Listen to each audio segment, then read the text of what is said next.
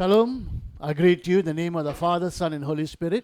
Shalom. பிதா குமாரன் பரிசுத்தாவின் நாமத்தினாலே உங்களை வாழ்த்துகிறேன். I welcome you to this series of Bible study. இந்த தொடர்ச்சியான வேதாகம ஆராய்ச்சிக்கு உங்களை வருக என்று வரவேற்கிறேன். Now this series is being recorded during the COVID-19 lockdown period. இந்த வேதாகம ஆராய்ச்சியானது கோவிட்-19 இப்படியாக இந்த காலகட்டத்தில் பதிவு செய்கிற ஒரு காரியம். So we don't have our normal place or normal equipments, but I hope that this will be visible and audible enough for you to follow. எப்போதும் போல சராசரியான இடமும் அல்லது சரியான கருவிகள் இருந்து எங்களால் பதிவு செய்ய முடியல. ஆனாலும் இருந்தாலும் இது உங்களுக்கு மிக உதவியாக இருக்கும் என்று நம்புகிறோம். Let me read to you from Matthew 24 verse 15. Gospel of Matthew chapter 24 verse 15. மத்தேயு எழுதின சுவிசேஷம் 24ஆம் அதிகாரம் 15வது வசனத்தை வாசிக்க நாம் கேட்போமாக. So when you see standing in the holy place the abomination that causes desolation, spoken of through the prophet Daniel, let the reader understand. மேலும் பாழாக்குகிற அருவருப்பை குறித்து தானியேல் தீர்க்கதரிசி சொல்லி இருக்கிறானே, வாசிக்கிறவன் சிந்திக்க கடவன். Jesus was referring to the book of Daniel. இயேசு கிறிஸ்து தானியேல் புத்தகத்தை அவர் இங்கே குறிப்பிட்டு சொல்லுகிறார். Fascinating book. இது ஒரு ஆச்சரியமான ஒரு புத்தகம். Now the moment we mention the book of Daniel, those who are familiar, what comes to your mind? தானியேல் புத்தகம் என்று சொல்லும் பொழுது கேள்விப்பட்ட அல்லது அறிமுகமான உங்களுக்கு உடனே சிந்தனைக்கு எட்டுவது என்ன? I think Nebuchadnezzar's dream of that statue of different metals will come to our minds immediately. நிச்சயமா நம்முடைய சிந்தனைக்கு வருகிற முதல் காரியம் என்னவென்று சொன்னால், நெபுக்கத்நேசார் இப்படியாக அவர் கண்ட இந்த தரிசனம் அல்லது கனவை நாம் பார்க்கலாம். வித்தியாசமான லோகத்தினால் செய்த அந்த சிலையை உங்களுக்கு ஞாபகம் வரும். Some of us will remember Daniel being thrown into the lion's den. சில பேர் நமக்கு ஞாபகம் வரும் தானியேல் இப்படியாக சிங்க கெபியில் அவர் அடைக்கப்பட்டார் என்று. Or the three Hebrew men being thrown into the fire and with the fourth man who will appear in their midst. அல்லது மூன்று எபிரேயர் ஆட்கள் இப்படியாக நெருப்பிலே போடப்படுவார்கள். ஆனால் நான்காவது நபரையும் அங்கு காணப்படுகிறார் என்று சொல்லி இது நமக்கு ஞாபகம் வரலாம். But we are not going to be studying the book of Daniel per se. இப்படி சொல்லுகிற வண்ணமாக தானியேல் புத்தகத்தை நாம் கவனிக்க போகிறது கிடையாது. We are going to be just focusing on the prophetic elements or the prophetic aspect of the book. ஆனாலும் இந்த புத்தகத்தினுடைய தீர்க்க தரிசனத்தை அதனுடைய அடங்கியிருக்கிற தீர்க்க தரிசனங்கள் குறித்து நாம் கவனிக்க போகிறோம். We are going to be focusing on the visions and dreams that God gave Daniel and also the dream that God gave Nebuchadnezzar. ஆண்டவர் தானியேலுக்கும் அதே சமயத்தில் நெபுக்கத்நேசார் அவர்களுக்கும் கொடுத்த தரிசனத்தையும் சொப்பனத்தையும் குறித்து நாம் பார்க்க போகிறோம். So we will try our best to understand as much as we can what do the dreams and the visions given, what prophetic elements do they contain, what about the future will they reveal? இந்த தரிசனமும் இந்த சொப்பனமானது எப்படிப்பட்ட காரியங்களை அமைந்து வைத்திருக்கிறது அல்லது எப்படிப்பட்ட எதிர்காலத்தை நமக்கு சொல்ல வருகிறது என்று சொல்லி முடிந்த அளவுக்கு நாம் புரிந்து கொள்ள போகிறோம். Some of the aspects of the book of Daniel will be fully explained and expounded in the book of Revelation. சில தானியேல் புத்தகத்தினுடைய அடிப்படையான காரியங்களை கவனிக்கும் பொழுது வெளிப்படுத்தின விசேஷத்தில் இன்னும் தெளிவாக்கமாக கொடுக்கப்படுகிறதை நீங்கள் பார்க்கலாம். So Daniel and Revelation they go together. தானியேல் புத்தகமும் வெளிப்படுத்தின விசேஷம் புத்தகமும் ஒன்றாக இணைந்து போகிற ஒரு புத்தகமாக காணப்படும். A quick introduction to Daniel and the book of Daniel. தானியேலை குறித்தும் தானியேல் புத்தகத்தை குறித்தும் ஒரு சிறு கண்ணோட்டம் சீக்கிரமாய் காணுவோமாக. Let's look at the historical background, the history of Israel in the Old Testament. இதனுடைய சரித்திர பின்னணியை நாம் கவனிக்க போகிறோம். இந்த காலகட்டத்தில் இஸ்ரவேலினுடைய சரித்திரம் எப்படி இருக்கிறது என்று சொல்லி நாம் பார்க்க போகிறோம். Now the kingdom of Israel that was united was split into two. ஒன்றாக இணைக்கப்பட்டிருந்த இப்படியாக இஸ்ரேலின் ராஜ்யமாக இங்கே பார்க்கும்போது இரண்டாக பிரிக்கப்பட்டிருக்கிறது. The first king was Saul, after him was David, after him was Solomon. முதல் ராஜாவை பார்க்கும்போது சவுல் ராஜா இருந்தார், பின்பு தாவீது ராஜா வந்தார், பின்பு அதுக்கு முன்பாக சாலமோன் ராஜா வந்தார். Each ruled for 40 years. ஒவ்வொரு ராஜாக்களை பார்க்கும்போது 40 வருஷம் அரசாண்டு வந்தார்கள். After Solomon, his son Rehoboam will take over. Solomon முடிஞ்ச பின்பு தன்னுடைய மகனாகிய ரெகொபோவாம் அந்த ராஜ்யத்தை கையாளுவார். But during Rehoboam's time, he will make a foolish decision that will cause the kingdom to be split into two. ரெகொபோமுடைய காலகட்டத்தில் அவர் இப்படியாக தவறான ஒரு முட்டாளான தீர்மானம் எடுக்கும் பொழுது இந்த ராஜ்யமானது இரண்டாக உடைகிறதை நீங்கள் பார்க்க முடியும். So the kingdom is divided into the northern kingdom, still called Israel, and the southern kingdom called Judah. இங்கேயானது இரண்டு ராஜ்யங்கள் பெறுகிறத பார்க்கலாம். முதலாவது பார்க்கும்போது வட ராஜ்யம், அதுதான் இஸ்ரேல் என்று சொல்லப்படும். பின்பு தென் ராஜ்யம் யூதா என்று சொல்லப்படும். இன்றைக்கு பார்க்கும்போது இஸ்ரேல் இன்னும் இஸ்ரேலாக அடைக்கப்படுகிறது. So when we read the book of Kings, we read about the king of Israel and the king of Judah. Why? The kingdom has split into two. ராஜாக்களோட புஸ்தகத்தில் நீங்கள் வாசிக்கும் போது இஸ்ரவேலின் ராஜா யூதாவின் ராஜா என்று சொல்லி நீங்கள் வாசிப்பீர்கள். ஏன் என்று சொன்னால் இந்த ராஜ்யமானது இரண்டாக பிரிந்திருக்கிறது. The northern kingdom had a total of 19 kings and all were wicked.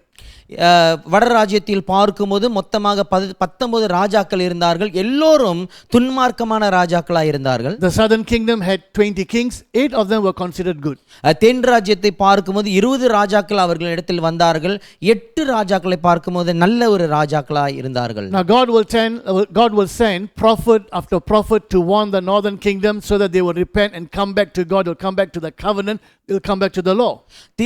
நீங்கள் பார்க்கும் பொழுது ஆண்டவர் தீர்க்கதரிசி அடுத்து தீர்க்கதரிசி அனுப்பிக்கொண்டே வடராஜ்யத்துக்கு இப்படியாக எச்சரித்தை தொடுத்து கொண்டே இருப்பார். ஏனென்று சொன்னால் அவர்கள் மனம் திரும்பி மீண்டுமாய் ஆண்டவர் பக்கம் திரும்ப வரும்படியாக.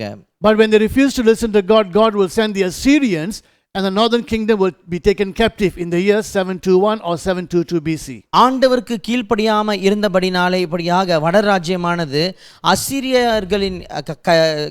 அசிரியர்கள் அவர்கள் கைப்பற்றி இப்படியாக கொண்டு போனதை நீங்கள் பார்க்கலாம். Then all we have remaining is the southern kingdom. பின்பு இதற்கு முன்பு நீங்கள் பார்க்கும்போது தென் ராஜ்யம் மாத்திரம் அங்கே இருக்கிறது.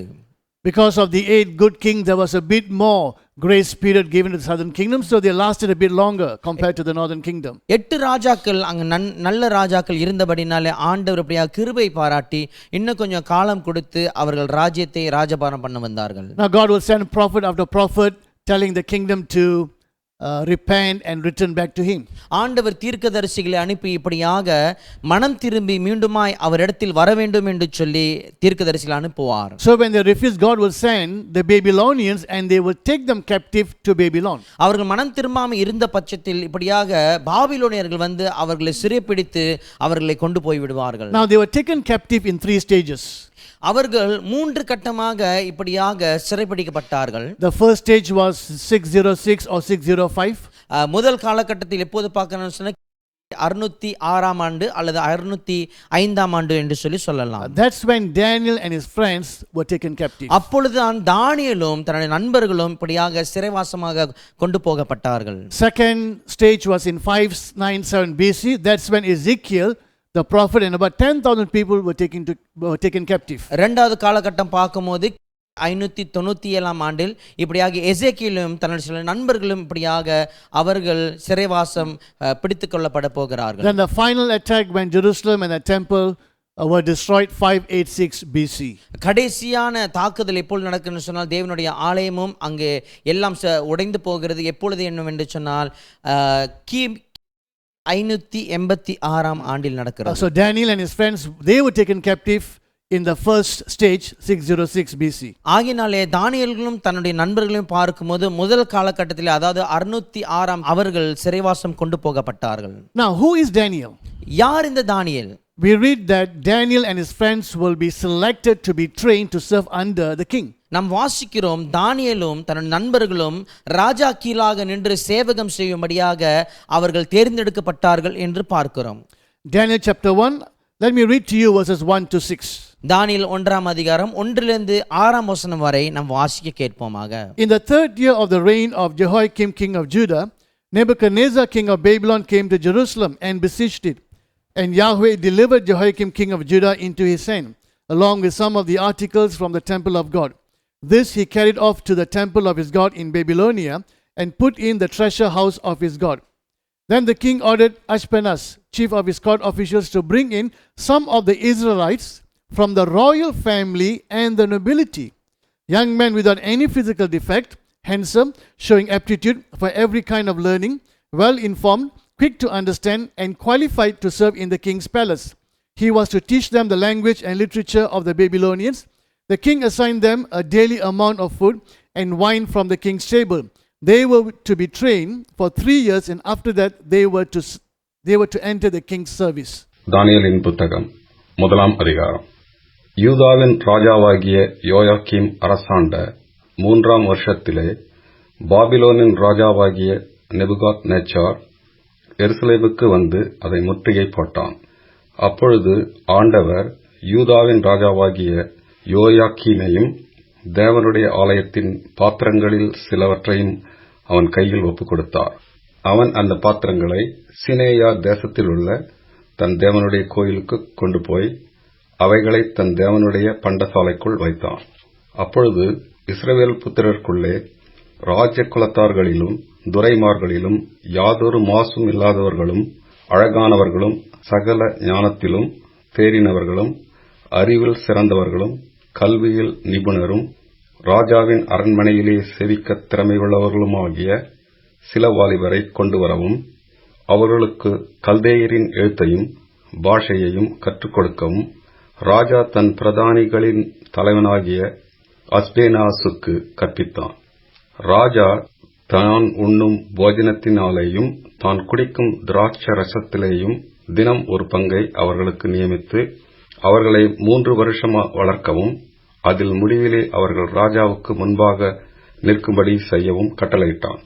அவர்களுக்குள் யூதா புத்திரராகிய தானியேல், அனனியா, மீஷாவேல், அசரியா என்பவர்கள் இருந்தார்கள். Now, we read here some of the men from the royal family or from a noble family were selected.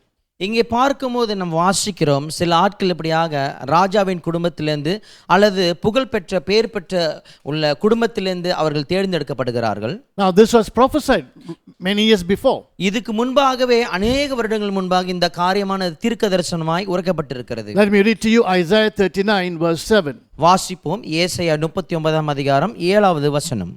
And some of your descendants, your own flesh and blood, who will be born to you will be taken away, and they will become eunuchs in the palace of the king of Babylon. நீ பெறப்போகிற உன் சந்ததியாகிய உன் குமாரரிலும் சிலர் Babylon ராஜாவின் அரமனையிலே அரமனை வேலைக்காரராயிருப்பார்கள் என்று கர்த்தர் சொல்லுகிறார் என்றான். So Daniel and his 3 friends, they are from either connected to the royal family or from a noble family. தானியேலும் தன்னுடைய நண்பர்களை பார்க்கும்போது ஒன்று அவர்கள் ராஜா குடும்பத்தை சேர்ந்தவர்களாய் இருக்கலாம் அல்லது நல்ல பேர் புகழ் பெற்ற குடும்பத்தை சேர்ந்தவர்களாய் இருக்கலாம். You can also read about the prophecy in 2 Kings 20 verses 17 and 18. அதே சமயத்தில் இந்த தீர்க்க தரிசனத்தை குறித்து 2 ராஜாக்கள் 20ஆம் அதிகாரம் 17ஆம் வசனம் தொடங்கி 18ஆம் வசனம் வரையும் நீங்கள் வாசிக்கலாம். Now Daniel was a young man. We don't really know exact age. Some commentaries say that he was probably in his teens. தானியேல் இளைஞனாக இருக்கிறார். இப்படியாக எத்தனை வயசாக இருந்திருக்கும் என்று சொல்லி நமக்கு சரியாய் தெரியாது. ஆனாலும் சில கமெண்ட்ரி நீங்கள் வாசிக்கும் போது ஏறக்குறைய வாலிபனாக இருந்திருப்பார் என்று சொல்லி சொல்லப்படுகிறது. Now going as a young man, I'm sure in his mind he would have thought, I'm from a noble family or even a royal family. My future was set. அதாவது ஒரு வாலிபனாக இருந்து இப்படியாக அவருடைய சிந்தை இப்படி இருந்திருக்கலாம், நான் ஒரு பேர் பெற்ற குடும்பத்தில் வந்திருக்கேன் அல்லது ஒரு ராஜாவின் குடும்பத்திலிருந்து வந்திருக்கிறேன், என் எதிர்காலம் போயிற்று என்று நினைத்திருக்கலாம். But now I'm being taken as an exile to a country that I don't know their culture, I don't know their ways of living, I don't know the language. இப்பொழுது பார்க்கும்போது சிறைவசமாக நான் கலாச்சாரம் அறியாத ஒரு நாட்டுக்கும் எனக்கு ஒன்றும் அந்த நாட்டை குறித்து தெரியாத ஒரு நாட்டுக்கு எங்களை அழைத்து போகிறார்கள் என்று நினைத்திருக்கலாம். I'm sure he would have been nervous, unsure how his future is going to be.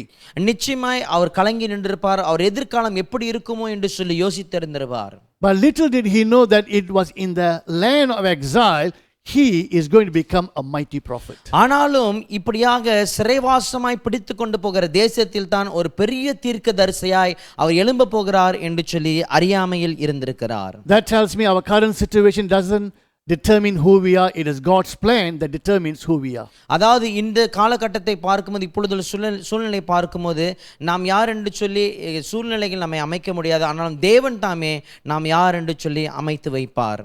In fact, Daniel will live to see some of the prophecies that he received, or some of the visions and dreams that he received about the future. He will live to see some of it happening right in front of his eyes. தானே நீங்கள் பார்க்கும்போது இப்படியாக அவருக்கு வந்த தரிசனங்களும் தீர்க்க தரிசனங்களையும் பார்க்கும் பொழுது அதை பார்க்கும்படியாக ஒரு சில தீர்க்க தரிசனம் நிறைவேறுகிறதை பார்க்க அவருக்கு காலம் கொடுக்கப்பட்டது அல்லது அவர் உயிர் வாழ்ந்தார்.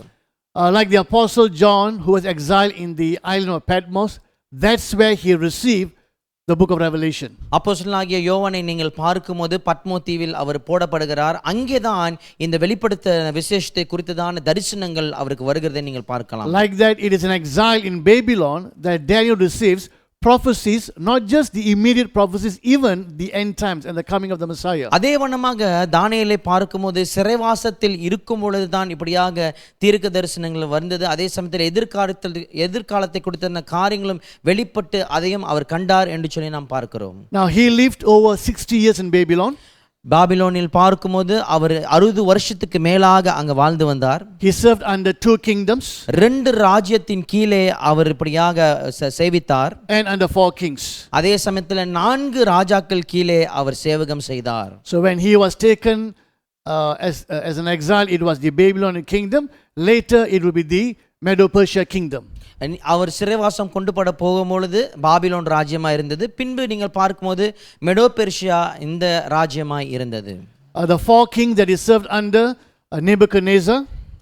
4 ராஜாக்கள் சேவித்து வந்த ராஜாக்கள் யார் என்று சொன்னால் முதலாவது நெபுக்கத்நேசார். Then Belshazzar, who is actually Nebuchadnezzar's grandson. பின்பு பார்க்கும்போது பெல்ஷாசார், இவர் யார் என்று சொன்னால் நெபுக்கத்நேசாருடைய பேரனாக இருக்கிறார். Then King Darius, and the final one King Cyrus. பின்பு பார்க்கும்போது தரியு ராஜா, பின்பு சீரு ராஜா. Now since he served under 4 kings, 4 ராஜாக்கள் கீழே அவர் சேவித்து வந்தபடினாலே, now obviously he didn't write the whole book in a few weeks. It took years. நிச்சயமா இந்த ஒரு புத்தகத்தை பார்க்கும் பொழுது ஒரு சில வாரங்களிலே அவர் எழுதியிருக்க முடியாது, சில வருடங்கள் எடுத்து அவர் எழுதியிருக்கிறார். Every time he receives a vision or dream, he writes it down. ஒவ்வொரு தடவை அவர் தரிசனத்தை பெற்றுக் கொள்ளும் பொழுது அல்லது ஒரு சொப்பனத்தை காணும்போது அவர் எழுதி வைக்கிறார்.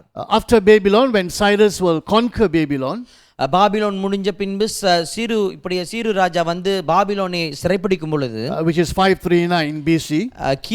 கிபி 539 ஆண்டில். So just after that the book would have been completed, so we can say around 530 BC.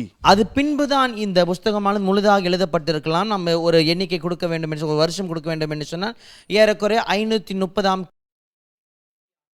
Now the author of the book of Daniel is Daniel himself. நிச்சயமாக இந்த புத்தகத்தை எழுதினவர் தானியேல் தாமே. We know that because the author himself will say it. Let me read to you from Daniel chapter 9 verse 2. எப்படி நம்ம தெரியும் என்று சொன்னால் இந்த எழுத்தால் அவரே சொல்லுவார். தானியேல் 9ஆம் அதிகாரம் 2வது வசனத்தை நாம் வாசிக்க கேட்கலாம். In the first year of his reign, I Daniel understood from the scriptures. I Daniel. தானியேலாகிய நான் எருசலேமின் பாழ்கடிப்புகள் நிறைவேறித் தீர 70 வருஷம் செல்லும் என்று கர்த்தர் எரேமியா தீர்க்கதரிசியோடே சொல்லிய வருஷங்களின் தொகையை புஸ்தகங்களால் அறிந்து கொண்டேன். Chapter 10 verse 2.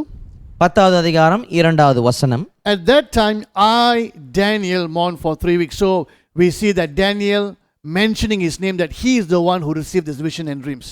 இங்கே பார்க்கும்போது தானியேல் தாமே தன்னை பற்றி சொல்லுகிறார். அவர் தாமே இந்த சொப்பனத்தையும் தரிசனத்தையும் பெற்றிருக்கிறார் என்று சொல்லி அவரோட பேரு குறிப்பிட்டு சொல்லுகிறார். Now a simple outline of the book.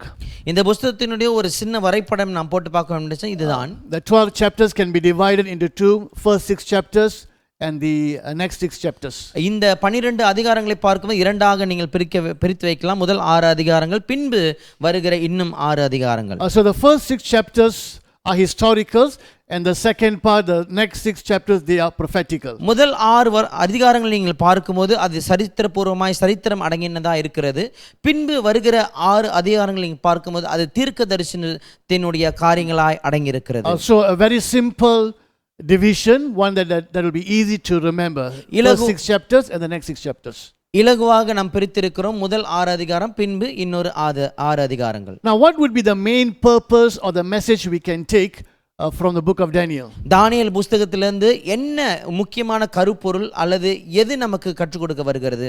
Especially when we read about the successive kingdom that will come, what do we learn about God?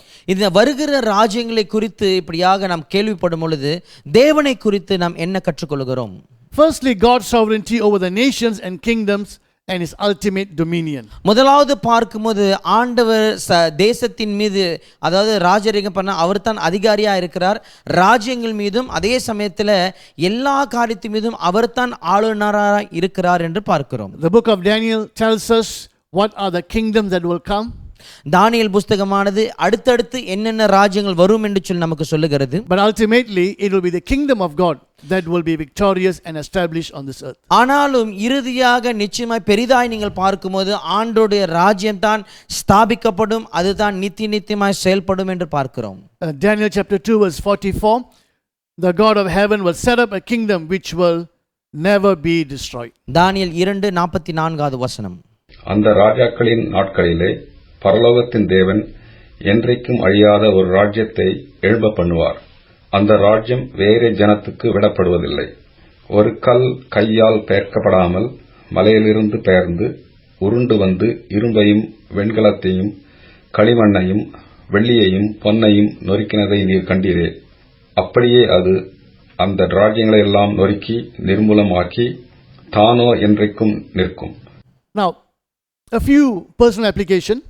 ஒரு சில காரியங்கள் நாம் சொந்தமாய் எடுத்துக்கொள்ளலாம். Daniel stood firm in his worship of God despite opposition. He kept himself pure. We too must do the same by keeping ourselves off the worldly system and stand for God. தானியேலை பார்க்கும் பொழுது அவர் எதிர்ப்பு வந்தாலும் தொடர்ந்து அவர் உறுதியாய் நின்று தேவனை ஆராதித்தார். அது மாத்திரமல்ல, தன்னை சுத்தமாக வைத்துக்கொண்டால், பரிசுத்தமாய் வைத்துக்கொண்டார். நாமளும் இந்த காரியத்தெல்லாம் கடைபிடித்து உலகத்தை விட்டு, உலகத்தினுடைய அமைப்பை விட்டு தேவனுக்காக நாம் நிற்க வேண்டும். Daniel never compromised. தானியேல் எதுக்கும் ஒற்று போகவில்லை. He stood firm in his belief in his worship of Yahweh God. யாவே தேவன் மீது உடைய நம்பிக்கையும் அதே சமயத்தில் ஆராதனை மீதும் உறுதியாக நின்றவராய் காணப்படுகிறார். Even at moments when his life was threatened, or rather he will be put to death if he doesn't change his stance, he stood firm. சில சமயத்தில் தன் வாழ்க்கைக்கு இப்படியாக சில காரியங்கள் எச்சரிக்கையாக வந்திருக்கிறது, ஆபத்தாய் வந்திருக்கிறது.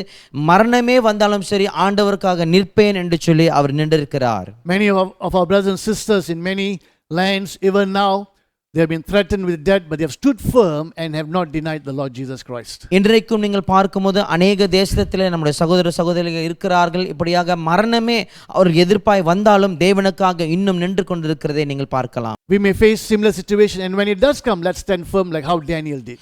அதே போல சூழ்நிலை நமக்கும் ஏற்படலாம். அப்படிப்பட்ட சூழ்நிலை ஏற்படும் பொழுது தாவீது எப்படி தேவனுக்காக நின்றாரோ அதே போல நாமும் தேவனுக்காக நிற்போமாக. And secondly, be prepared to meet the Lord as he returns to establish his kingdom. இரண்டாவதான காரியம், தேவன் தன்னுடைய ராஜ்யத்தை அமைக்க திரும்ப வரும் பொழுது அவரை சந்திக்க நாம் மிகுந்த ஆயத்தமான ஜனமாய் இருப்போமாக. Good news. நற்செய்தி ஒன்று. The gospel that Jesus Christ preached and the gospel that the apostles preached was the gospel of the kingdom. இயேசு கிறிஸ்துவும் தன்னுடைய சீஷர்களும் பிரசங்கித்த ஒரு சுவிசேஷம் என்னவென்று சொன்னால் ராஜ்யத்தை குறித்து தான்.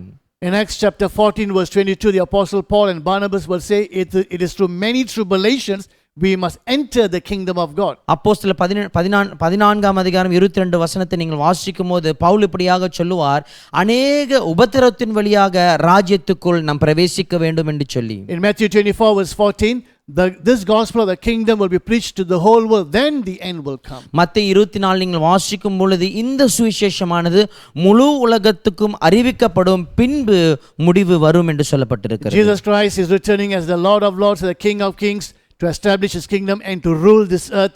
Let's be prepared to welcome our king. இயேசு கிறிஸ்து ராஜாதி ராஜாவாக இப்படி வந்து இந்த உலகத்தை ஆளுகை செய்ய வரப்போகிறார். ஆகினாலே ஆயத்தத்தோடு நின்று அவரை சந்திப்போமாக. Now, Christ revealed just two things. We will look at the others we can see, but just two aspects. கிறிஸ்து வெளிப்பட்டிருக்கிறார். ஒரு ரெண்டு காரியத்தை மாத்திரம் இங்கே நம்ம வாசிக்க போகிறோம். We see Christ revealed as the fourth man. இங்கே கிறிஸ்துவானவர் நான்காவது மனுஷனாக வெளிப்படுத்தப்பட்டிருக்கிறார் என்று சொல்லி நம்ம கவனிக்க முடியும். This is when the three Hebrew men will be thrown into the fire. இது எப்பொழுது நடக்கிறது என்று சொன்னால், இந்த மூன்று எபிரேயர் ஆட்கள் இந்த நெருப்பிலே போடப்படும் பொழுது இது நடக்கின்றது. Suddenly there's a fourth man who will appear among them in their midst, and we believe this is Jesus Christ. மூன்று பேர் அக்கினியிலே போடப்பட்டிருக்கிறார்கள். திடீரென்று சொல்லி நான்காவது நபர் ஒரு வருகிறார். நாம் விசுவாசிக்கிறோம் அது அவர்தான் இயேசு கிறிஸ்து என்று சொல்லி. Christ in the midst of tribulation with his believers, and he is watching over them in the midst of tribulation. கிறிஸ்து உபத்திரவத்தின் மத்தியிலே வெளிப்பாடாய் வருகிறார். அதே சமயத்தில் தன்னுடைய ஜனங்கள் உபத்திரத்தில் போகும்போது அவரும் அந்த உபத்திரத்தில் கூட நிற்கிறதை நீங்கள் கவனிக்க முடியும். I like what they say. They will say, listen, God can rescue us, but if God is going to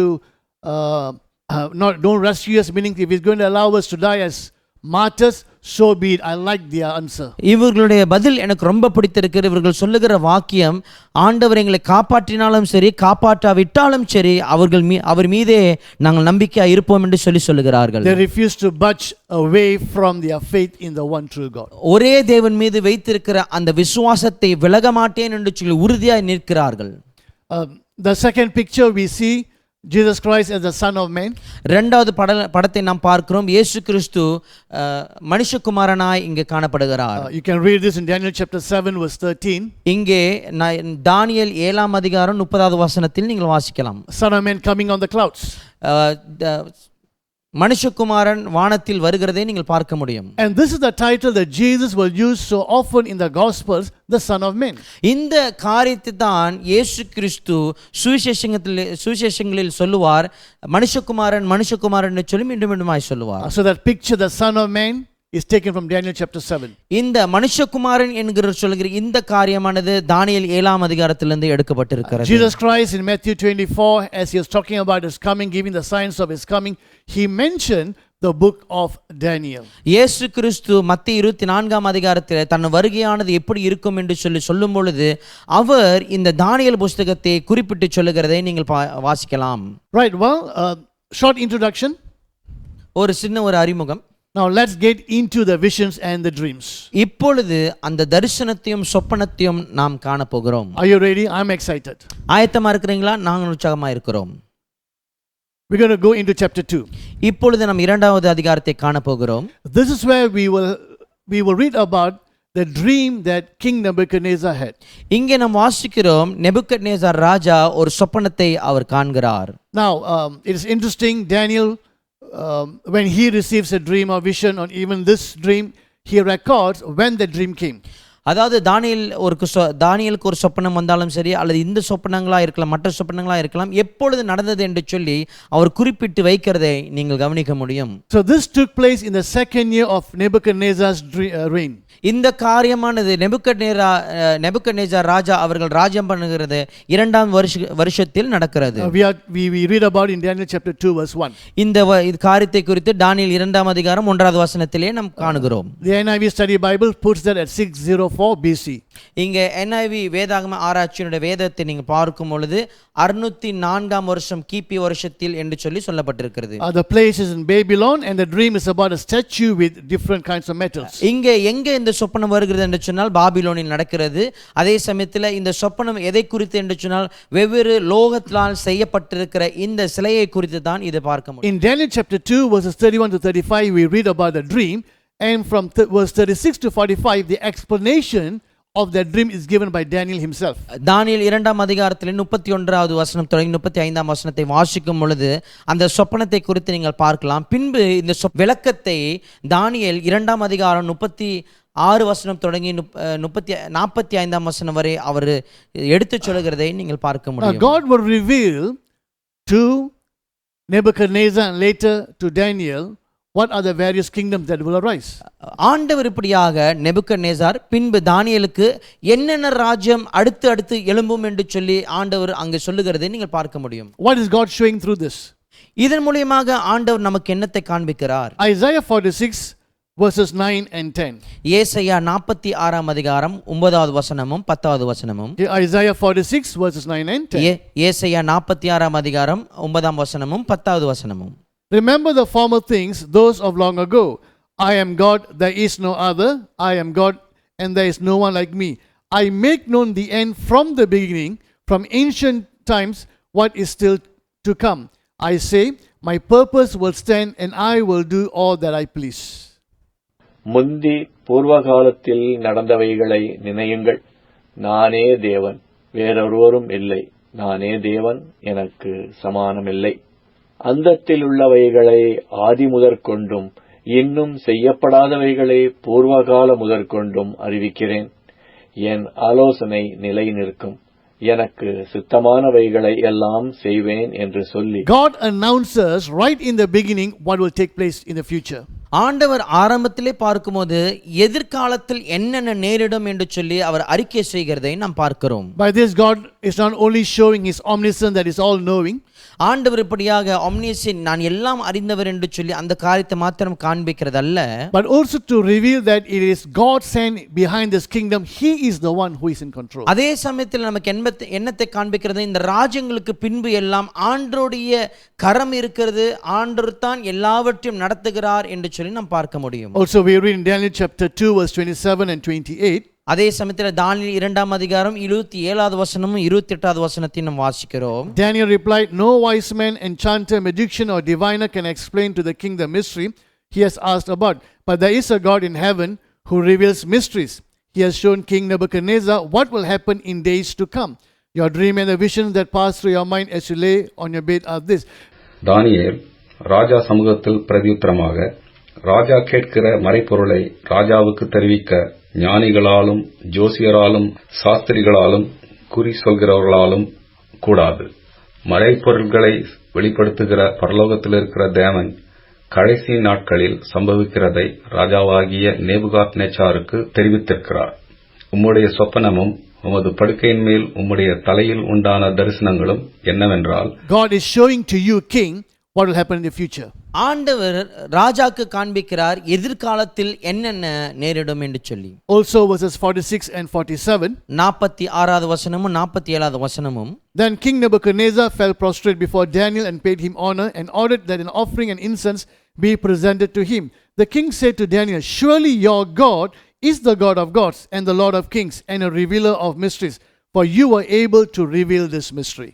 அப்பொழுது ராஜாவாகிய நேபுகாத்நேச்சார் முகங்குப்புற விழுந்து தானியேலை வணங்கி அவனுக்கு காணிக்கை செலுத்தவும் தூபம் காட்டவும் கட்டளையிட்டான்.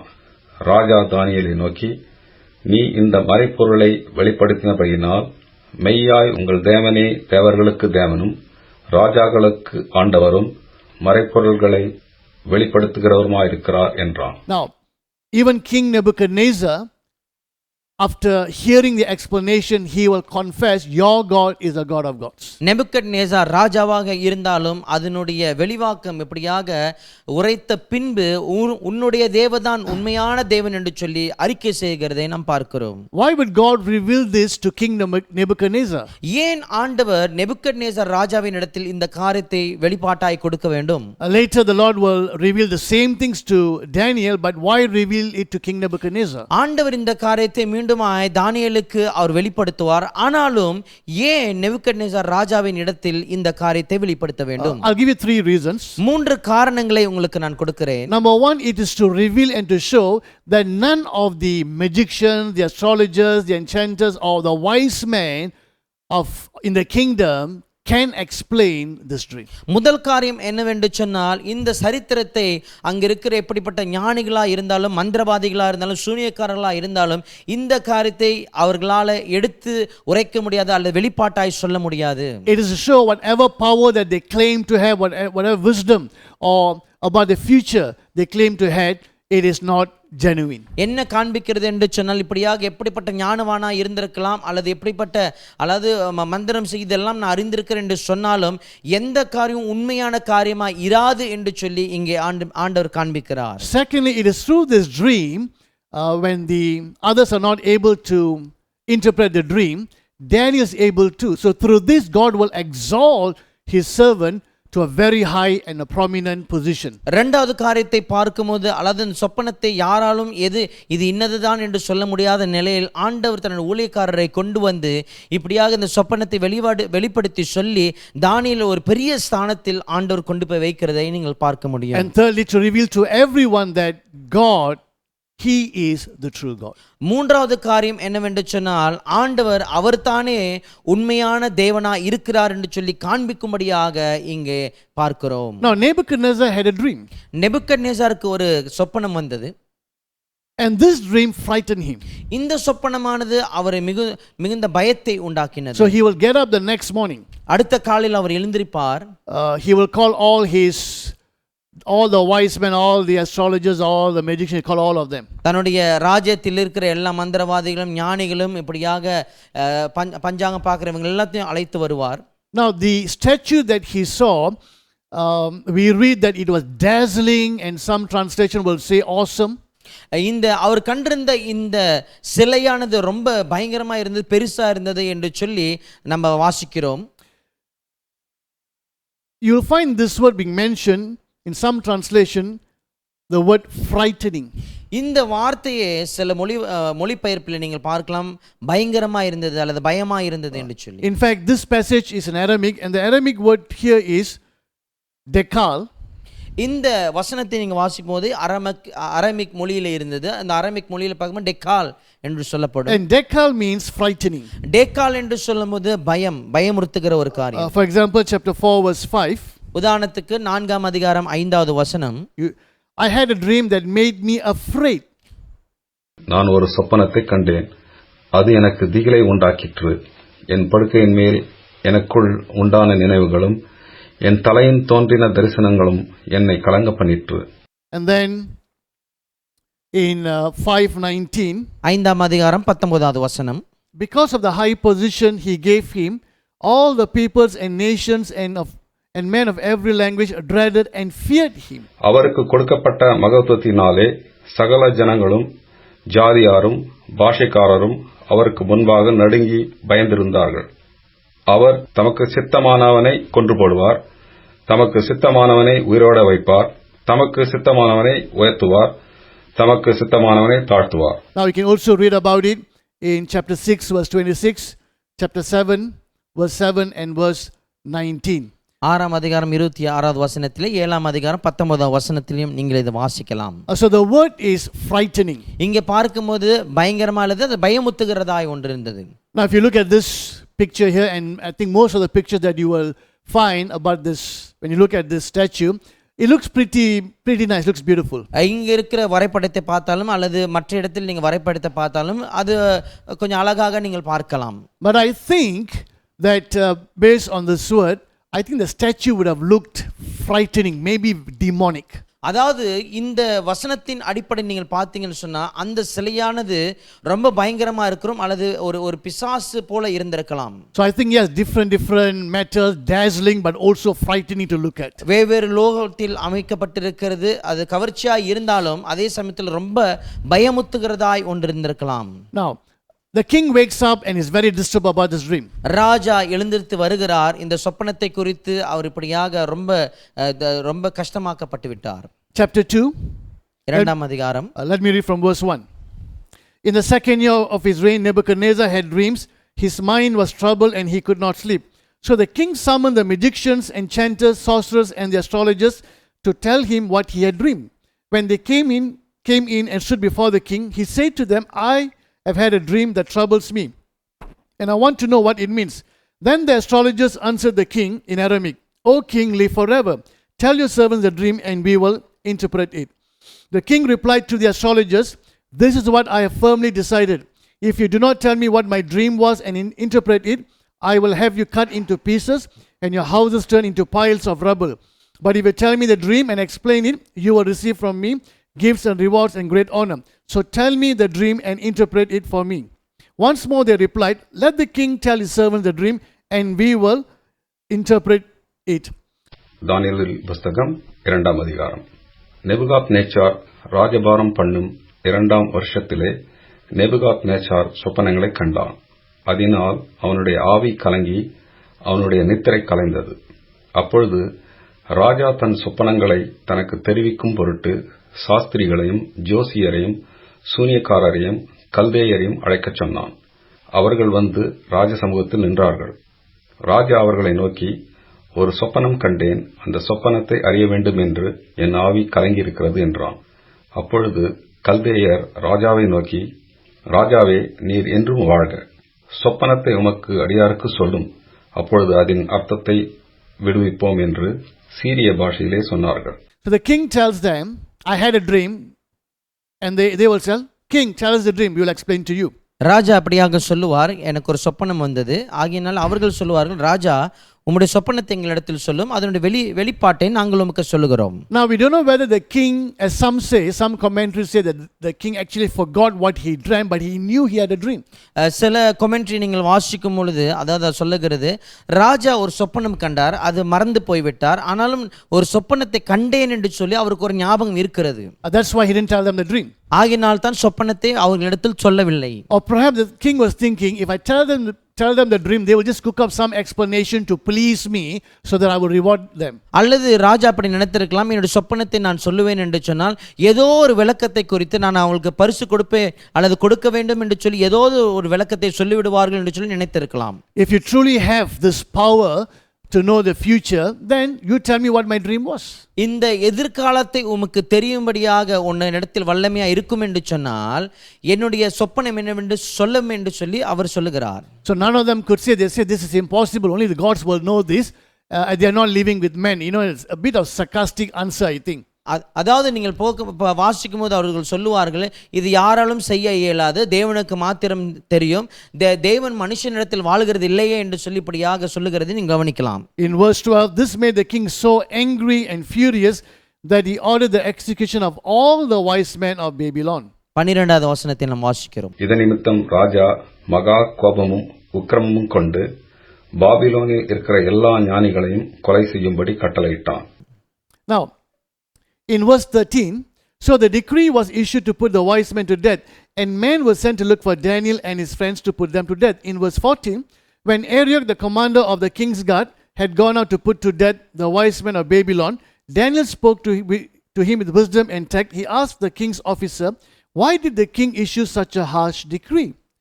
ஞானிகளை கொலை செய்ய வேண்டும் என்று கட்டளை வெளியிட்ட போது தானியேலையும் அவன் தோழரையும் கொலை செய்ய தேடினார்கள்.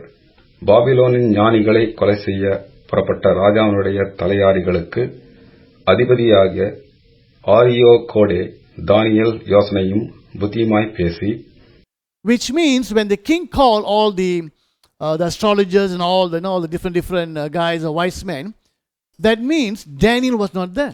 இங்கே பார்க்கும்போது ராஜா அந்த குறி சொல்லுகிறவர்களை இல்ல அல்லது ஞானவான்களை இப்படியாக அழைத்து வரும்போது தானியேல் அங்கே இல்லை என்று சொல்லி இதில் நாம் வாசிக்க முடியும். Because we read here, Daniel will ask him, why did the king bring such a harsh decree?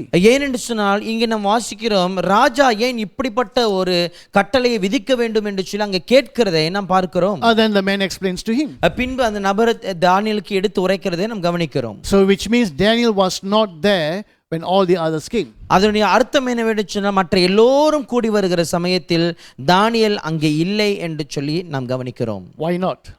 ஏன்? Let me read to you Daniel chapter 1 verse 5. தானியேல் 1ஆம் அதிகாரம் 5வது வசனத்தை வாசிப்போம். The king assigned them a daily amount of food and wine from the king's table. They were to be trained for 3 years, and after that they were to enter the king's service. ராஜா தான் உண்ணும் போஜனத்தினாலேயும் தான் குடிக்கும் திராட்ச ரசத்திலேயும் தினம் ஒரு பங்கை அவர்களுக்கு நியமித்து அவர்களை 3 வருஷம் வளர்க்கவும் அதில் முடிவிலே அவர்கள் ராஜாவுக்கு முன்பாக நிற்கும்படி செய்யவும் கட்டளையிட்டான். So the training will take place for 3 years. But when did Nebuchadnezzar have this dream? In the second year. இந்த பயிற்சியானது எவ்வளவு காலகட்டம் எடுக்கும் என்று சொன்னால் 3 வருஷ காலகட்டம் எடுக்கும். ஆனாலும் இந்த சொப்பனமானது எப்பொழுது வருகிறது என்று சொன்னால் நெபுக்கத்நேசார் ராஜாவின் 2வது வருஷத்தில் இது நடக்கிறது. So the trainees were not called. ஆகினாலே இந்த பயிற்சியானது இன்னும் முடிக்கவில்லை. That's why Daniel was not called. ஆகினால தான் தானியேல் இன்னும் அழைக்கப்படவில்லை. But the king was so angry, he said, put everyone to death. ராஜாக்கு ரொம்ப கோபமாகி எல்லோரையும் நீங்கள் கொன்று போட வேண்டும் என்று சொல்லி அறிக்கை விட்டு விட்டார். Okay, now let's look into the dream that Nebuchadnezzar had. நெபுக்கத்நேசாருக்கு வந்த இந்த சொப்பனத்தை இப்பொழுது நாம் கவனிப்போமாக. Now Daniel will ask the king for some time, so he will spend time in prayer, and God will reveal to Daniel the dream that Nebuchadnezzar had and the explanation. தானியேல் இப்படியாக ராஜாவினிடத்தில் சில கால அவகாசம் வாங்கி கொண்டு ஆண்டவரிடத்தில் ஜெபத்தில் போய் தரித்திருப்பார். பின்பு ஆண்டவர் அந்த சொப்பனத்தையும் சரி அந்த சொப்பனத்தினுடைய விளக்கத்தையும் தானியேலினிடத்தில் கொடுத்து அனுப்புவார். Chapter 2, let me read from verse 26. 2வது அதிகாரம் 26ஆம் வசனத்திலிருந்து நாம் வாசிக்க கேட்போமாக. The king asked Daniel, also called Belteshazzar, are you able to tell me what I saw in my dream and interpret it? Daniel replied, "No wise man, enchanter, magician, or diviner can explain to the king the mystery he has asked about. But there is a God in heaven who reveals mysteries. He has shown King Nebuchadnezzar what will happen in days to come. Your dream and the visions that pass through your mind as you lay on your bed are this." Now, verse 29, "As you were lying there, O king, your mind turned to things to come, and the revealer of mysteries showed you what is going to happen." ராஜா Belteshazzar எனும் நாமமுள்ள தானியேலை நோக்கி, நான் கண்ட சொப்பனத்தையும் அதன் அர்த்தத்தையும் நீ எனக்கு அறிவிக்க கூடுமா என்று கேட்டான். தானியேல் ராஜா சமூகத்தில் பிரதியுத்தரமாக, ராஜா கேட்கிற மறைப்பொருளை ராஜாவுக்கு தெரிவிக்க ஞானிகளாலும் ஜோசியராலும் சாஸ்திரிகளாலும் குறி சொல்கிறவர்களாலும் கூடாது.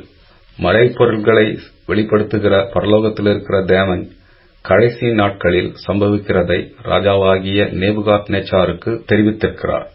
உம்முடைய சொப்பனமும் உமது படுக்கையின் மேல் உம்முடைய தலையில் உண்டான தரிசனங்களும் என்னவென்றால், ராஜாவே, உம்முடைய படுக்கையின் மேல் நீர் படுத்திருக்கையில் இனிமேல் சம்பவிக்கப் போகிறதென்ன என்கிற நினைவுகள் உமக்குள் எழும்பிற்று.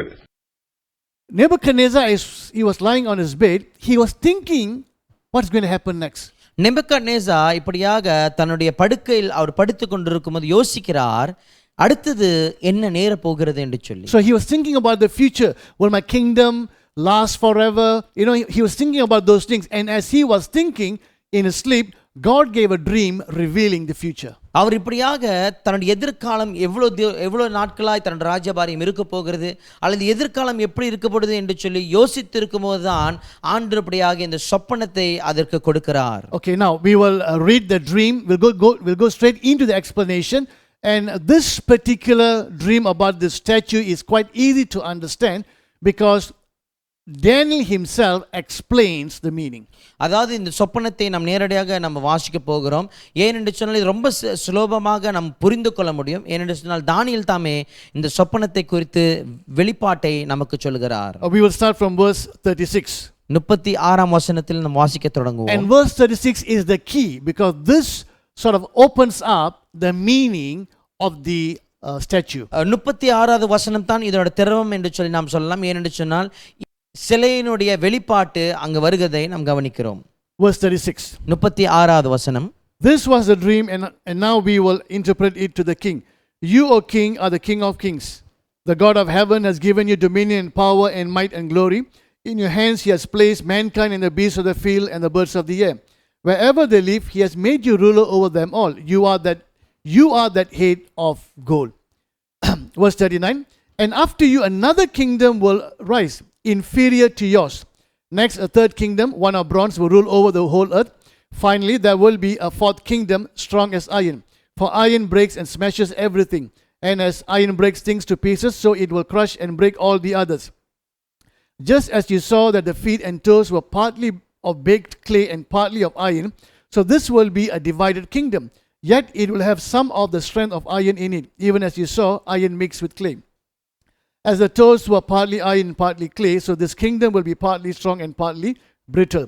And just as you saw the iron mixed with baked clay, so the people will be a mixture and will not remain united, any more than iron mixes with clay. In the time of those kings, the 10 toes, the God of heaven will set up a kingdom that will never be destroyed, nor will it be left to another people. It will crush all those kingdoms and bring them to an end, but it will itself endure forever. This is the meaning of the vision of the rock cut out of a mountain, but not by human hands, a rock that broke the iron, the bronze, the clay, the silver, and the gold to pieces. சொப்பனம் இதுதான். அதன் அர்த்தத்தையும் ராஜா சமூகத்தில் தெரிவிப்போம். ராஜாவே, நீ ராஜாதி ராஜாவாய் இருக்கிறீர். பரலோகத்தின் தேவன் உமக்கு ராஜரீகத்தையும் பராக்கிரமத்தையும் வல்லமையும் மகிமையும் அருளினார். சகல இடங்களிலும் உள்ள மனுபுத்திரரையும் வெளியின் மிருகங்களையும் ஆகாயத்து பறவைகளையும் உமது கையில் ஒப்புக் கொடுத்து உம்மை அவைகளை எல்லாம் ஆளும்படி செய்தார். பொன்னானந்த தலை நீரே. உமக்கு பிறகு உமக்கு கீழ்த்தரமான வேறொரு ராஜ்யம் தோன்றும். பின்பு பூமியெல்லாம் ஆண்டு கொள்ளும் வெண்கலமான 3ஆம் ராஜ்யம் ஒன்று எழும்பும். 4வது ராஜ்யம் இரும்பைப் போல் உரமாயிருக்கும்.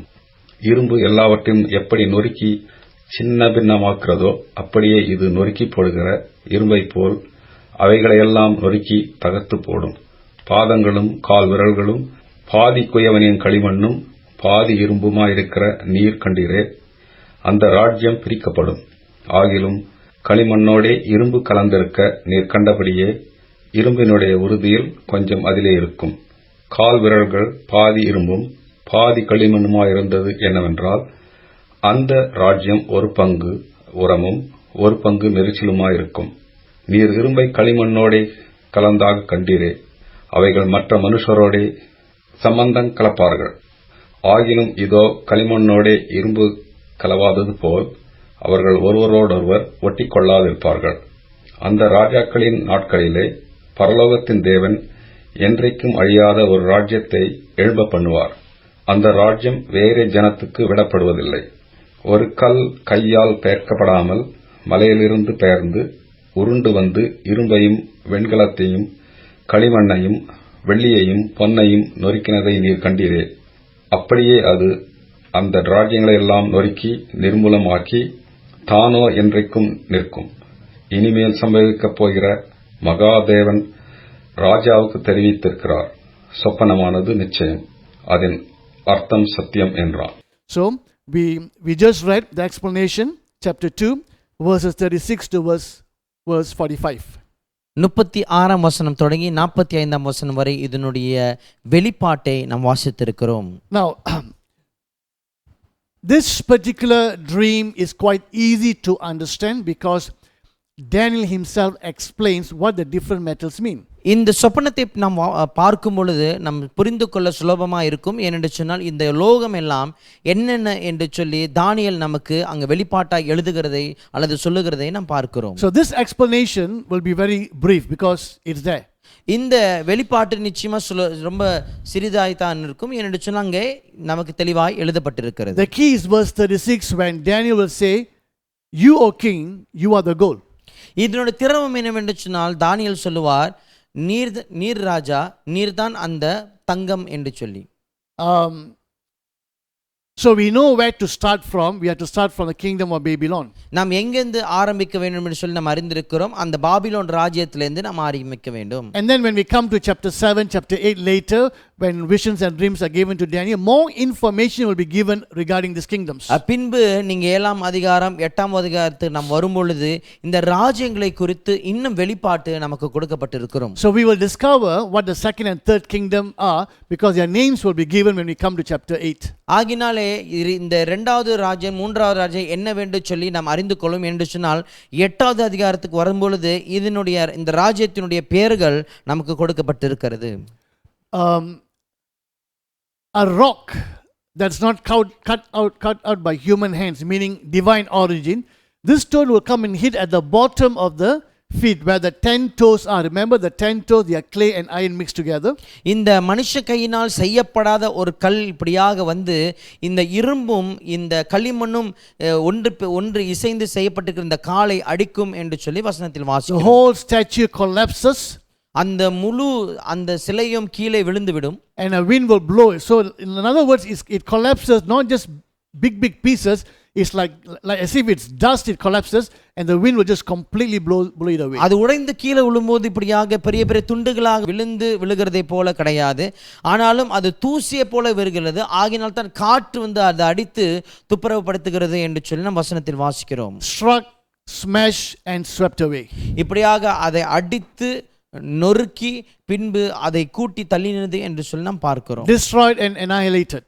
இப்படியாக அது அழிக்கப்பட்டது, பின்பு இல்லாமையே காணடிக்கப்பட்டது. They were not dismantled, completely destroyed and annihilated. அது கழட்டப்பட்டது கிடையாது, முற்றிலுமாய் அது உடைக்கப்பட்டு பின்பு அடையாளமே இல்லாமல் காணாமல் போயிட்டு.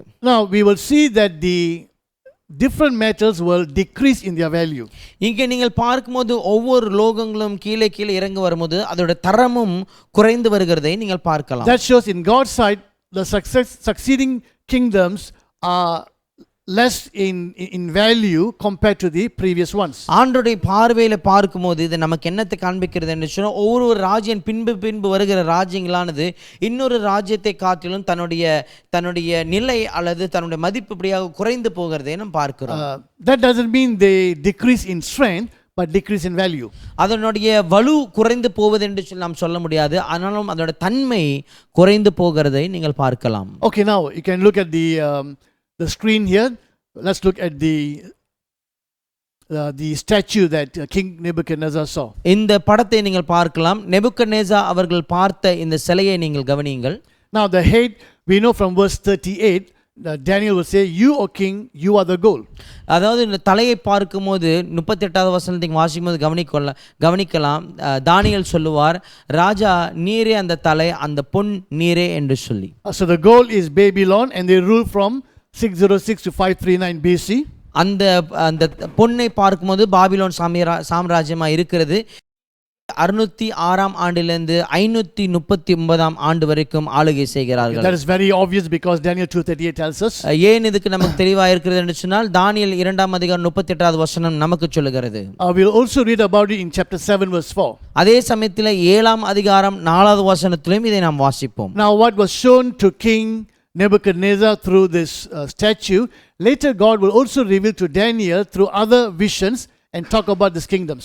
இந்த சொப்பனத்தை எது நெபுக்கத்நேசர் ராஜாவுக்கு காண்பித்தாரோ பின்பு தானியேலுக்கு வேறு ராஜ்யங்களை ஆண்டவர் காண்பிக்கிறதை நீங்கள் கவனிக்கலாம்.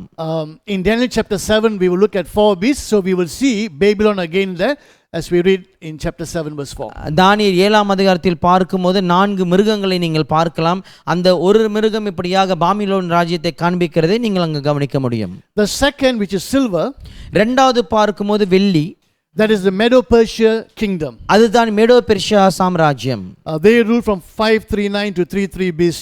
அவர்கள் இப்படியாக கிபி 539ஆம் ஆண்டிலிருந்து கிபி 533ஆம் ஆண்டு வரைக்கும் ஆளுகை செய்து வருகிறார்கள். Now the next kingdom to take over Babylon is Medo-Persia. That is very clear because in the book of Daniel itself that prophecy will be shown. Babylon சாம்ராஜ்யத்துக்கு பின்பு எழும்புகிற சாம்ராஜ்யம் எதுவென்று சொன்னால் மேடோ பெர்ஷியா. ஏனென்று சொன்னால் தானியேல் புஸ்தகத்தில் மிகவும் தெளிவாக நமக்கு காண்பிக்கப்பட்டிருக்கிறது. Let me read to you Daniel chapter 5 verses 25 to 31. தானியேல் 5ஆம் அதிகாரம் 25ஆம் வசனம் தொடங்கி 31ஆம் வசனம் வரை நாம் வாசிப்போமாக.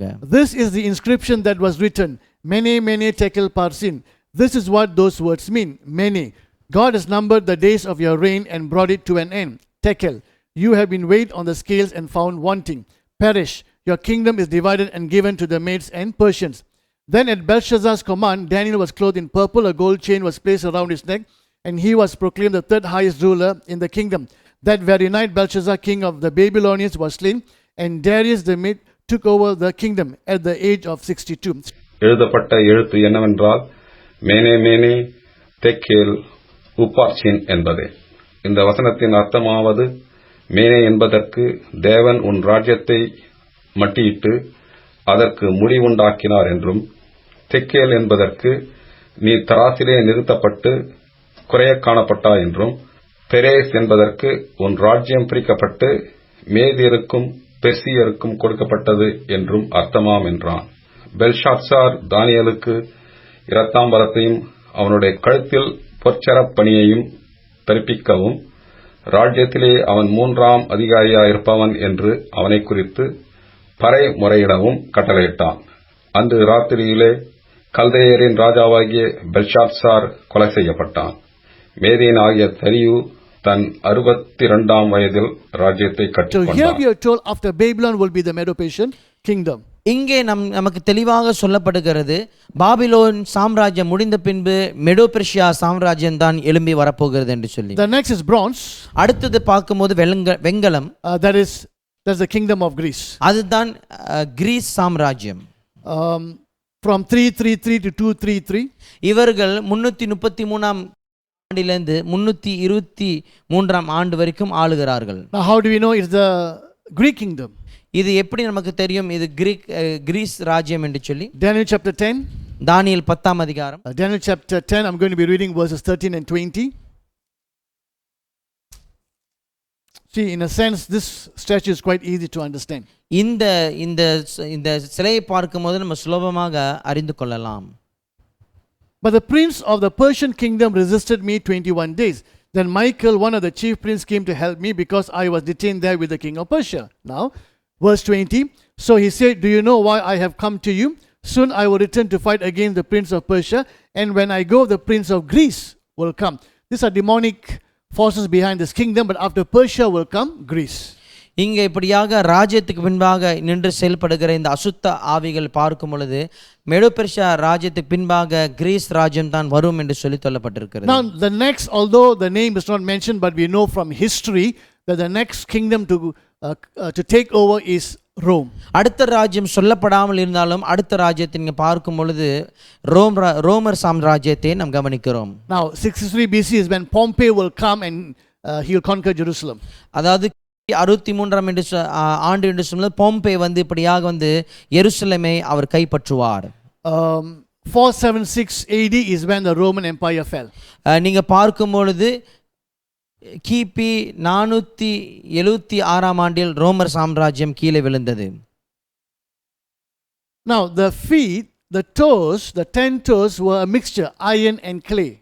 இங்கே 10 விரல்களை நீங்கள் பார்க்கும்போது கால்களை நீங்கள் பார்க்கும் பொழுது அது இரும்பும் களிமண்ணினும் ஒன்றாக இணைக்கப்பட்டு சேரப்பட்டிருந்த காரியங்களாய் பார்க்கலாம். Now when you have gold, silver, bronze, all this heavy metal, and then at the bottom clay and iron mix, you know that this is the kind of statue that's waiting to fall anytime.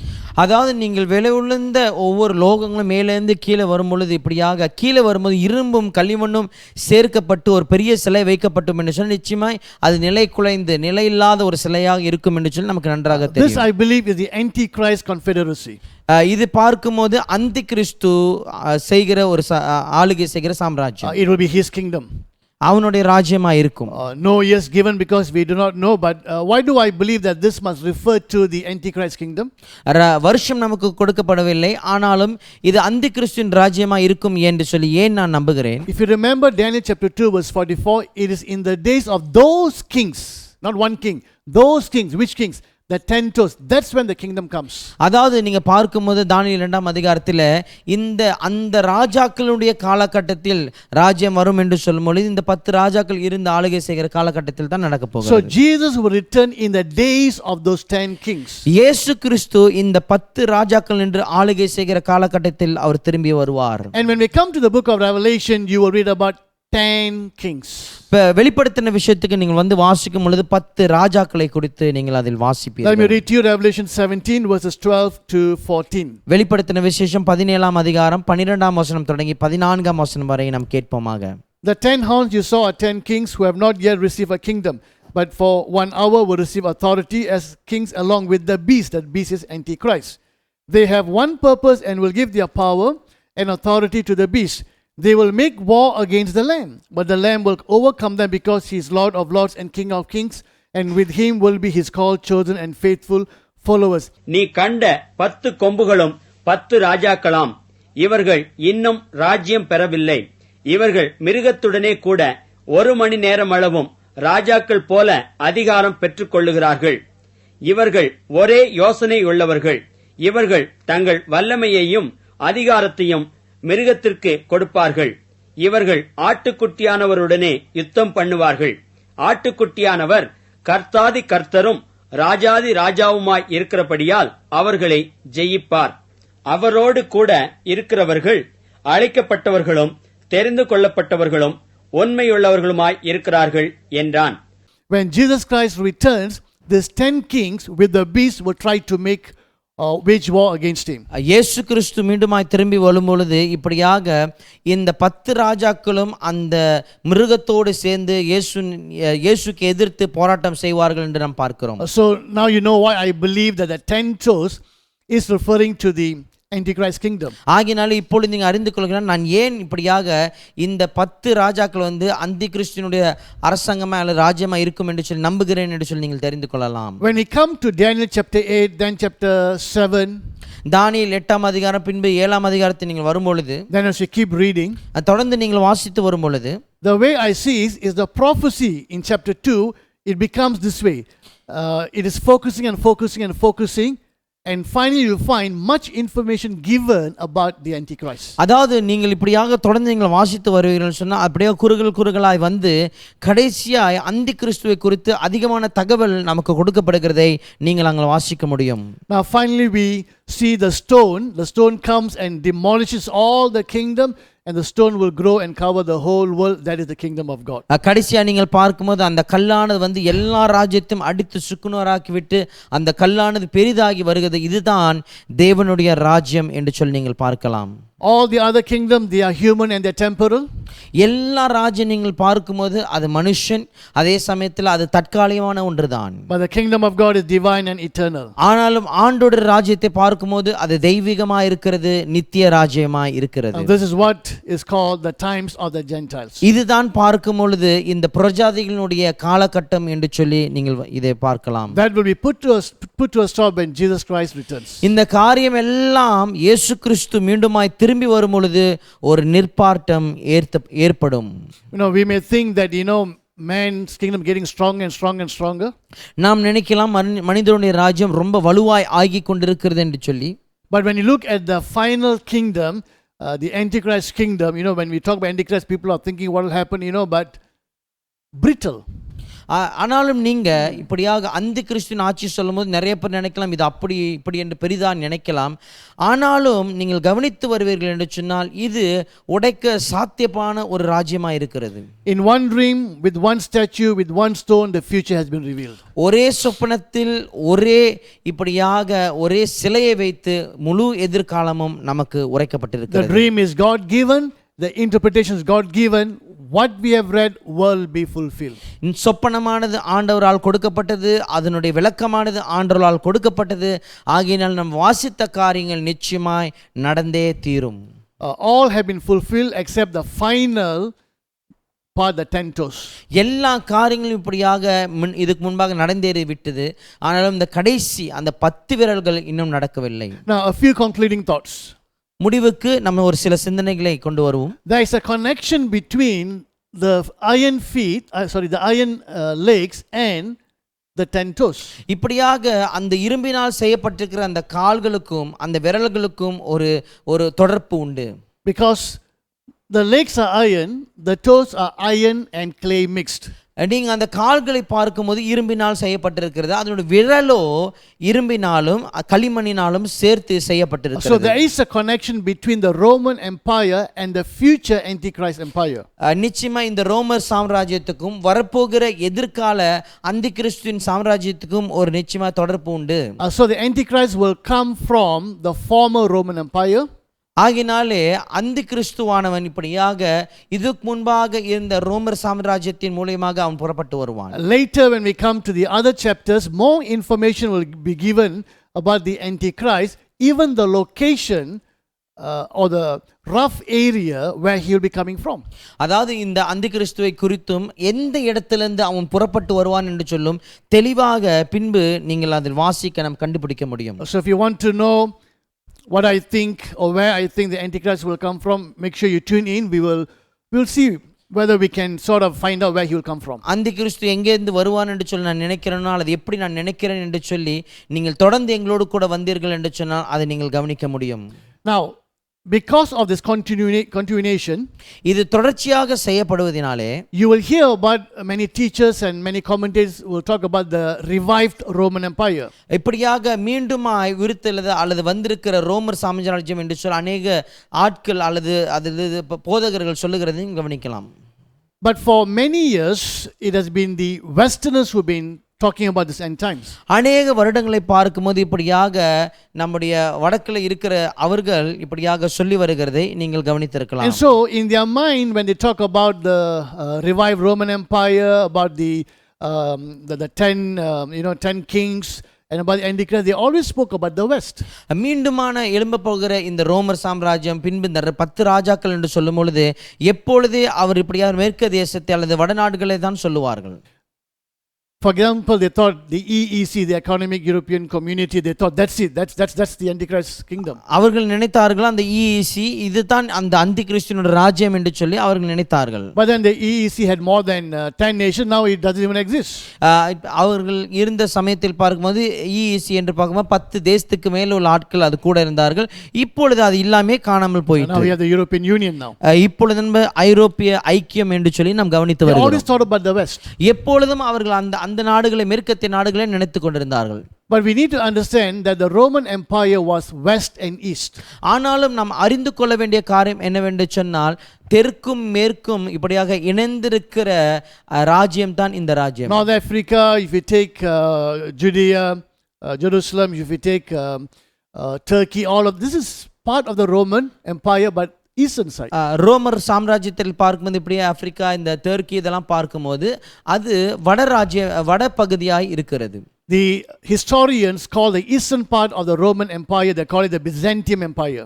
இப்படியாக சரித்திரவாதிகள் இப்படியாக இந்த பகுதியை பார்க்கும் பிசைன்டின் empire என்று சொல்லுவார்கள். Byzantium is the old name of Constantinople. Today it's called Istanbul. கான்ஸ்டான்டினோப்பிளுடைய பழைய பேர் தான் இந்த பிசைன்டினல். இன்றைக்கு பார்க்கும்போது இஸ்தான்புல் என்று சொல்லப்படுகிறது. So when you talk about the continuation and we talk about a revived Roman Empire and all that, remember, don't just focus on the west. The east was also part of the Roman Empire. இந்த தொடர்ச்சியான இந்த காரியங்கள் கவனித்து வரும் பொழுது நம்ம இப்படியாக மேற்கதை மாத்திரம் நம்ம கவனித்து வரக்கூடாது, இப்படியாக தெற்கு பகுதியும் நாம் கவனித்து வர வேண்டும். Now the second thing, as I mentioned earlier, the kingdom of God will come at the time of those 10 kings. நான் முதலாவது சொன்னது போல இரண்டாவது காரியம் என்னவென்று சொன்னால் அந்த ராஜாக்கள் இருக்கிற காலகட்டத்தில் தான் ஆண்டோடைய ராஜ்யம் எழும்பி வரும். And this 10 toes, you can read about them in Revelation 17. இந்த 10 விரல்களை குறித்து வெளிப்படுத்தின விசேஷம் 17ஆம் அதிகாரத்தில் நீங்கள் வாசிக்கலாம். Something interesting in verse 43 of chapter 2. இரண்டாம் அதிகாரம் 43ஆம் வசனத்திலே நம்ம சில காரியத்தை கவனிக்கலாம். And just as you saw the iron mixed with baked clay, so the people will be a mixture and will not remain united any more than iron mixes with clay. நீர் இரும்பை களிமண்ணோடே கலந்தாக கண்டீரே, அவைகள் மற்ற மனுஷரோடே சம்பந்தம் கலப்பார்கள். ஆகினும் இதோ களிமண்ணோடே இரும்பு கலவாதது போல் அவர்கள் ஒருவரோடொருவர் ஒட்டிக்கொள்ளாதிருப்பார்கள். Now, depending on the translation that you read, some of it will talk about mingling of seeds. சில மொழிபெயர்ப்பை நீங்கள் பார்க்கும்போது இப்படியாக இந்த வித்துகள் ஒன்றாக சேர்ந்து வருகிறதை குறித்து அது சொல்லப்பட்டிருக்கிறது. Some translations will put it that way, that's or like intermarriage. Let me give you some example. சில மொழிபெயர்ப்பை பார்க்கும்போது இப்படியாக கலப்பு திருமணம் இதில் அடங்கி இருக்கிறது என்று சொல்லப்படுகிறார்கள். God's word translation says intermarry. God's word translation இது மொழிபெயர்ப்பு சொல்லுகிறது இப்படியாக கலப்பு திருமணம். The New English Bible says, so shall men mix with each other by intermarriage, but such alliance shall not be stable. Iron does not mix with clay. கலப்பு திருமணத்தை குறித்து இங்கும் சொல்லப்பட்டிருக்கிறது. The today's English version of the Good News Bible says the rulers of that empire will try to unite their families by intermarriage. அதாவது இந்த good news பைபிளை பார்க்கும்போது இப்படியாக கலப்பு திருமணம் இப்படியாக கொடுத்து வாங்குறதை குறித்து இது சொல்லப்படுகிறது. So it looks like that these 10 kings, they may not like each other, but the Antichrist will try to keep them together by proposing intermarriage. அதாவது இந்த 10 ராஜாக்கள் ஒருவருக்கு ஒருவர் ஒற்று போனதா இருப்பார்கள் என்று சொல்லி இங்கே நம்ம காண முடியாது. ஆனாலும் அந்த கிறிஸ்து என்ன பண்ணுவான்னு சொன்னா இவர்கள் ஒருவருக்கு ஒரு பொன் கொடுத்து பொன் எடுக்கிறதை இப்படியாக கலப்பு திருமணத்தை அவன் கொண்டு வருவான். That's a possibility. இது சாத்தியமா இருக்கலாம். Because if they are related by blood, if there's intermarriage, if they are related, so the Antichrist may think they will stay together. அதாவது இப்படியாக ரத்தத்தினால சொந்தம் இருக்கிறபடினால அவங்களுக்குள்ளாரே திருமணம் பண்ணி கொண்டார்கள் என்று சொன்னால் அவர்கள் ஒன்றாக இணைந்திருப்பார்கள் என்று சொல்லி அந்த கிறிஸ்து நினைத்து செய்யலாம். Why would kings that don't like each other come together? ஏன் ஒருவருக்கு ஒரு பிடித்தமில்லாத ராஜாக்கள் ஒன்றாக சேர்ந்து வர வேண்டும்? Common enemy. அவர்களுக்கு ஒரே எதிரி தான் இருக்கிறார்கள். It has been said, the enemy of my enemy is my friend. அவர்கள் சொல்லப்பட்டிருக்கிறபடியாக ஒருவனுடைய எதிரி எனக்கு எதிரியா இருந்தால் அவர்கள் நண்பர்கள் என்று சொல்லி. So sometime when we have the same enemy, we become friends. சில சமயத்துல நமக்கு ஒரே எதிரி இருக்கலாம், எனக்கும் உங்களுக்கும் நம்ம நண்பர்களா ஆகி விடுவோம். What is the common enemy? அவர்களுடைய பொதுவான எதிரி யார்? Israel. Israel. Okay. Now let's conclude with verse 46 and 47. 46வது வசனமும் 47வது வசனத்தையும் வாசித்து நாம் முடிவு கொண்டு வருவோம். Daniel chapter 2 verses 46 and 47. தானியேல் 2ஆம் அதிகாரம் 46வது வசனமும் 47வது வசனமும். After hearing the explanation, King Nebuchadnezzar will say this. Then King Nebuchadnezzar fell prostrate before Daniel and paid him honor and ordered him that an offering and incense be presented to him. The king said to Daniel, surely your God is the God of gods and the Lord of kings and a revealer of mysteries. for you were able to reveal this mystery. அப்பொழுது ராஜாவாகிய Nebuchadnezzar முகங்குப்புற விழுந்து தானியேலை வணங்கி அவனுக்கு காணிக்கை செலுத்தவும் தூபம் காட்டவும் கட்டளையிட்டான். ராஜா தானியேலை நோக்கி, நீ இந்த மறைப்பொருளை வெளிப்படுத்தினபடியினால் மெய்யாய் உங்கள் தேவனே தேவர்களுக்கு தேவனும் ராஜாக்களுக்கு ஆண்டவரும் மறைப்பொருள்களை வெளிப்படுத்துகிறவருமாயிருக்கிறார் என்றான். What a confession by a king who does not know the true God. உண்மையான தேவனை அறியாத ஒரு ராஜா இப்படிப்பட்ட ஒரு காரியத்தை அங்க அறிக்கை He will say the God செய்தார். of gods, அவர் சொல்வார் தேவனுடைய தேவன், the Lord of kings, ராஜாக்களுடைய கர்த்தர், revealer of mysteries. மறைப்பொருளை வெளிப்படுத்துகிற தேவன். Praise God, there was a man like Daniel. தானியேல் போல ஒரு மனுஷன் இருந்ததுக்காய் நம்ம ஆண்டவருக்கு நன்றி செலுத்த வேண்டும். And through this, not only God was magnified, இதன் மூலமாக ஆண்டவர் மாத்திரம் உயர்த்தப்படவில்லை, but God used this to exalt his servant Daniel to a very high prominent position. அதே சமயத்தில் ஆண்டவர் தன்னுடைய ஊழியக்காரனாகிய தானியேலை இப்படியாக முக்கியமான உயர்ந்த ஸ்தானத்துக்கு உயர்த்தினதை நீங்கள் கவனிக்கலாம். Let's pray that God will raise up more and more Daniels in our days. இந்த நம்முடைய காலகட்டத்தில் ஆண்டவரினும் அதிகமான தானியேலை எழுப்பும்படியாக நாம் ஆண்டவரை நோக்கி ஜெபம் பண்ணுவோமாக. My prayer, God will use me like Daniel, and let it be your prayer that many of you out there that that your spirit will be stirred up and you say, God, use me like Daniel. என்னுடைய ஜெபம் என்னவென்று சொன்னால், நான் தானியேலை போல மாற வேண்டும், நீங்களும் அதே போல மாற வேண்டும். உங்களுடைய ஜெபத்திலே ஆண்டவரே எனக்குள்ளாக இப்படியாக கிளர்ச்சி உண்டு பண்ணி என்னை தானியேலை போல பயன்படுத்துங்க ஆண்டவர் என்று சொல்லி நாம் சொல்லுவோம். I hope that this Bible study has been helpful to you.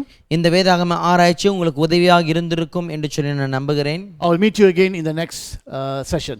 அடுத்த பகுதியிலே மீண்டுமாய் உங்களை நான் சந்திக்கிறேன். Now this Bible study is being translated by Pastor Gideon. இந்த வேதாகம ஆராய்ச்சி மொழிபெயர்ப்பு பாஸ்டர் கிடியன் செய்திருக்கிறேன். You can't see him, but he says hello.